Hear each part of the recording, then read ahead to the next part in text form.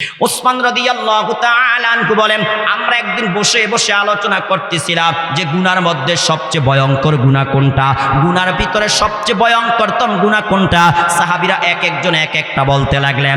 তখন ওসমান গনি রাদিয়াল্লাহু তাআলা আনহু বললেন, এ সাহাবীরা শোনো, গুনার মধ্যে সবচেয়ে ভয়ঙ্কর গুনাহ হলো মদ পান করা, গুনার মধ্যে সবচেয়ে ভয়ঙ্কর গুনাহ হলো নেশা করা, গুনার মধ্যে সবচেয়ে ভয়ঙ্কর গুনাহ হলো ইয়াবা ট্যাবলেট খাওয়া। তখন তিনি বলেন, আল্লাহর হাবিব আমাকে একটা ঘটনা শুনাইছেন। পূর্বের যুগে একজন আবেদ ছিল, একজন আল্লাহওয়ালা ছিল। সে 24টা ঘন্টা তার হুজরার মধ্যে ইবাদত করত। রাতের বেলা তাহাজ্জুদ নামাজ পড়ে কাটাইতো, দিনের বেলা রোজা রেখে দিনটা কাটাইতো। আল্লাহর হাবিব বলেন, ওই আল্লাহর ওলি তার হুজরার মধ্যে থেকে আল্লাহর ইবাদত করত। কখনো তিনি ঘর থেকে বের হইতেন না, বিনা প্রয়োজনে তিনি আর হুজরাত থেকে বের হইতো না। এর যুবক ভাই, ঘটনাটা মনোযোগ দিয়ে শোনো, কোনো কল্প কাহিনী বলছি না, এটা হাদিস থেকে শোনাচ্ছি। প্রিয় ভাইয়েরা আমার আপনার নবী বলেন, ওই যুগে একজন সুন্দরী রূপসী নারী ছিল, যেই নারী এই আল্লাহর ওলিকে মনে মনে পছন্দ করত, ভালোবাসত। কিন্তু সে তার সাথে দেখা করতে পারে না, তার সাথে সাক্ষাৎ করতে পারে না, তার কাছে যেতে পারে না, তার সাথে কথা বলতে পারে না। দীর্ঘদিনের একটা ভালোবাসা, দীর্ঘদিনের একটা ভালো লাগা, দীর্ঘদিনের একটা পছন্দ হওয়া। একদিন সে তার ঘরের দাসী, যে কামলা মেয়ে, যে কাজের মেয়ে, যে ওই মেয়েকে বলল, ও আল্লাহর বান্দি, তুমি আল্লাহর ওলির হুজরার কাছে যাইবা, যে তুমি তাকে বলবা আপনাকে একটু আমার বাড়িতে যেতে হবে, একটা বিষয় আপনাকে সাক্ষী দিতে হবে। আল্লাহর ওলির কাছে ওই মেয়ে গেলেন, যে সরল মনে আল্লাহর ওলিকে বললেন, আপনাকে আমার বাড়িতে আজকে যেতে হবে, যে আপনাকে একটা সাক্ষী দিতে হবে। আল্লাহর ওলি তার কথা শুনে সরল মনে তার হুজরাত থেকে, কামরাত থেকে বেরিয়ে গেলেন। যেতে যেতে ওই মহিলার বাড়িতে চলে গেলেন। বাড়িতে যাওয়ার পরে যখন ঘরে গেলেন, ঘরে ঢুকার পরে ঘরের দরজা বন্ধ। যখন মহিলার বেডরুমে চলে গেলেন, যাওয়ার পরে আল্লাহর ওলি দেখতে পাইলেন ছোট একটা বাচ্চা শুয়ে আছে, তার পাশে একটা তরবারি রাখা আছে, আর একটা পাত্রের মধ্যে গোস্ত রাখা আছে, আর একটা পাত্রের মধ্যে পানি জাতীয় কি যেন রাখা আছে। তখন ওই মহিলা বললেন, ওহে আল্লাহর বান্দা, আমি তোমাকে সাক্ষী দেওয়ার জন্য আনি না, আমি তোমাকে সাক্ষী দেওয়ার জন্য আনি নাই। দীর্ঘদিন ধরে আমি তোমাকে পছন্দ করি, আমি তোমাকে ভালোবাসি, কিন্তু তোমার সাথে কথা বলতে পারি নাই, তোমার সাথে দেখা করতে পারি নাই, তোমার সাথে আমার যৌন চাহিদা পূরণ করতে পারি নাই। আজ তোমাকে এখানে আনছি, 4টা কাজের যেই কোনো একটা কাজ করতে হবে। যুবক ভাইয়ারা, হাদিসটা মনোযোগ দিয়ে শুনেন। 1 নম্বরে আমার সাথে দৈহিক মিলনে লিপ্ত হতে হবে। 2 নম্বরে কি করতে হবে? তরবারি দিয়ে ছোট বাচ্চাটাকে হত্যা করতে হবে। 3 নম্বরে এই যে গোস্ত রাখা আছে, এটা হলো শুকুরের গোস্ত, এই গোস্ত তোমাকে ভক্ষণ করতে হবে। 4 নম্বরে পাত্রের মধ্যে যে পানি আছে, এটা কোনো পানি নয়, এটা হলো মদ। চিল্লায়া বলি নাউজুবিল্লাহ। এই 4টা কাজের যেই কোনো একটা কাজ তোমাকে করতে হবে, অন্যথায় তোমাকে এখান থেকে বের হতে দিব না। হে যুবক ভাইয়ারা, একটু মনোযোগ দিয়ে শুনেন। 1 নম্বরে প্রস্তাব দিলেন তার সাথে ব্যভিচার করার জন্যে, জিনা করার জন্যে। 2 নম্বরে প্রস্তাব দিলেন নিষ্পাপ মাসুম বাচ্চাটাকে তরবারি দিয়ে হত্যা করার জন্যে। 3 নম্বরে প্রস্তাব দিলেন শুকুরের গোস্ত ভক্ষণ করার জন্যে। মুসলমান ভাইয়ারা জবাব দেন তো, মুসলমানের জন্য শুকুরের গোস্ত খাওয়া হালাল নাকি হারাম? আরো জোরে আওয়াজ দিয়ে বলেন না, হালাল নাকি হারাম? আপনারা বললেন শুকুরের গোস্ত খাওয়া হারাম, এটা আমরা বলি হারাম, আল্লাহ বলে হারাম, রাসূলও বলে হারাম। কিন্তু যারা ভাইয়ারা আমার টাকার বিনিময়ে সুদ খায়, শুকুরের গোস্ত প্রয়োজনে হালাল হয়ে যায়। কিন্তু যারা সুদ খায়, তারা আপন মায়ের সাথে জিনা করে, এমন মানুষ আছে নাকি না? এখন আওয়াজটা আসতে দিলেন কেন ভাইয়ারা আমার? বলেন না বর্তমান সমাজে সুদখোর আছে নাকি নাই? আরো যারা আওয়াজ দিয়ে বলেন না, আছে নাকি নাই ভাইয়ারা আমার? সেদিকে কথা নয় ভাইয়ারা আমার, বন্ধুরা আমার। ওই মহিলা আল্লাহর ওলিকে 4টা প্রস্তাব দিলেন। 1 নম্বরে হয় আমার সাথে জিনা করবা, 2 নম্বরে না হয় সন্তানটাকে হত্যা করবা, 3 নম্বরে শুকুরের গোস্ত ভক্ষণ করবা, 4 নম্বরে মদ পান করবা। তাহলে এখান থেকে বের হইতে পারবা, রক্ষা পাইবা, মুক্তি পাইবা, অন্যথায় বের হতে পারবা না। আল্লাহর ওলি বলে, আল্লাহ জীবনে কোনোদিন গুনাহ করি নাই, জীবনে কোনোদিন জিনা করি নাই। যুবক ভাইয়ারা জানতে চাই, জিনা করা হালাল নাকি হারাম? আওয়াজ দিয়ে বলেন না, হালাল নাকি হারাম? বয়ফ্রেন্ড গার্লফ্রেন্ডের নামে যেই সমস্ত অবৈধ আকাম কুকাম হয়, এগুলো হালাল নাকি হারাম? আরে মুসলমানের আওয়াজ দিয়ে বলে না, হালাল নাকি হারাম? বিয়ে করার কথা বলে দীর্ঘদিন প্রেম করা, অবৈধ সম্পর্ক করা, এটা হালাল নাকি হারাম? আরে কথা বলে না, হালাল নাকি হারাম? হ্যাঁ আমার ভাইয়ারা বন্ধুরা আমার, মদ পান করা হারাম, মদ পান করা হারাম, জিনা করা হারাম, শুকুরের গোশত খাওয়া হারাম, এই বাচ্চাটাকে অন্যায়ভাবে হত্যা করা এটাও হারাম, ঠিক না ঠিক ভাইয়ারা আমার। আল্লাহর ওলি চিন্তায় পড়ে গেলেন, আল্লাহ এমন বিপদের সম্মুখীন তো কোনোদিন হই না, আয় রব কোনোদিন তো গুনাহ করি নাই, কোনোদিন জিনা করি নাই, কোনোদিন অন্যায়ভাবে কাউকে হত্যা করি না, আল্লাহ কোনোদিন মদ পান করি নাই, আয় আল্লাহ কোনোদিন কি করি নাই, শুকুরের গোশত ভক্ষণ করি নাই। আজকে তুমি আমাকে এমন একটা বিপদে ফেললা, এমন একটা পরীক্ষার মধ্যে ফেললা, আল্লাহ এখন আমি কি করব, এখান থেকে বের হইতে পারতেছি না। মহিলা বলে, যদি 4টা কাজের কোনো একটা কাজ না করো, আমার বাড়ির মানুষদেরকে ডেকে আনবো, ডেকে এনে বলবো এই লোক আমার ঘরে প্রবেশ করেছে আমার সতীত্ব নষ্ট করার জন্যে। বলেন তো তখন ইজ্জত বাড়বে না কমবে? এটা আওয়াজ দিয়ে বলেন না ভাইয়ারা আমার। ইজ্জত যা ছিল তাও চলে যাবে ভাইয়ারা আমার। আল্লাহর ওলি চিন্তায় পড়ে গেলেন, টেনশনে পড়ে গেলেন, কি করবে ভাইয়ারা আমার।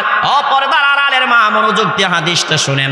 আল্লাহর ওলি ভাবলেন, মানুষ হত্যা করে না মহাপাপ, জিনা করে এটা মহাপাপ, শুকুরের গোশত খাওয়া এটা মহাপাপ। তিনি ভাবলেন একটু যে মদ পান করি, একটু মদ পান করি, পেয়ালার মধ্যে তো মদ আছে, একটু মদ পান করে এখান থেকে বেরিয়ে যায়। এর যুবক ভাই একটু শোনো, আমার আপনার নবী বলেছেন সমস্ত গুনার মূল হলো মদ পান করা, সমস্ত গুনার মূল হইল ট্যাবলেট খাওয়া, সমস্ত গুনার মূল হইল গাঁজা খাওয়া, সমস্ত গুনার মূল হইল ট্যাবলেট খাওয়া, ঠিক না ঠিক ভাইয়ারা আমার।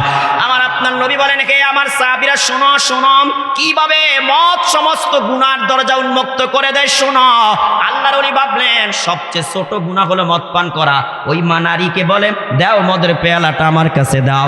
মদের পেয়ালাটা দিল, মদের পেয়ালা দেওয়ার পরে আল্লাহর ওলি সরল মনে একটু মদ পান করলেন। তিনার ইচ্ছা ছিল মদ পান করে আমি এখান থেকে বেরিয়ে যাব, মদ পান করে বেরিয়ে যাব, মদ পান করে বেরিয়ে যাব, জিনা করা লাগবে না, বাচ্চাকে হত্যা করা লাগবে না, শুকুরের গোশত ভক্ষণ করা লাগবে না। আল্লাহর ওলি সরল মনে একটু মদ পান করলেন। মদ পান করার পরে তার মস্তিষ্ক নষ্ট হয়ে গেল, আকলে সালিম চলে গেল, এখন মাতাল হয়ে গেল, মাতাল হয়ে গেল। বলেন তো যারা মদ পান করে তারা আসলে মাতাল হয় কিনা ভাইয়ারা আমার? এরা আওয়াজ দিয়ে বলেন না মাতাল হয় কিনা ভাইয়ারা আমার?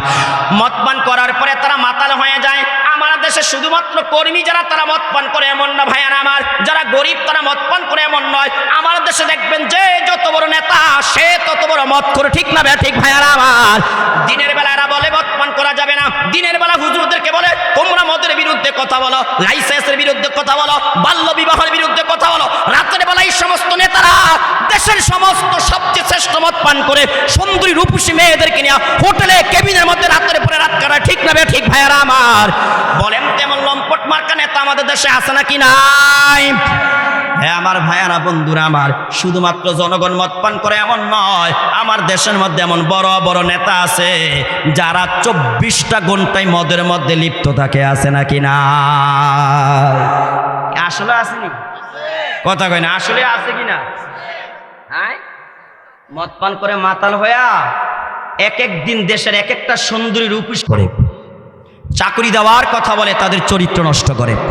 শেষ পর্যন্ত যখন মেয়েটা সতীত্ব বিলিয়ে দিল, চাকরি পায় না, একদিন 2 দিন 3 দিন, 1 সপ্তাহ 2 সপ্তাহ 1 মাস 2 মাস পরে সে আবার মিডিয়ার সামনে এসে মুখ খুলতে বাধ্য হয় ওই লুচ্চা মার্কা নেতার বিরুদ্ধে কথা বলতে, ঠিক না ঠিক ভাইয়ারা আমার?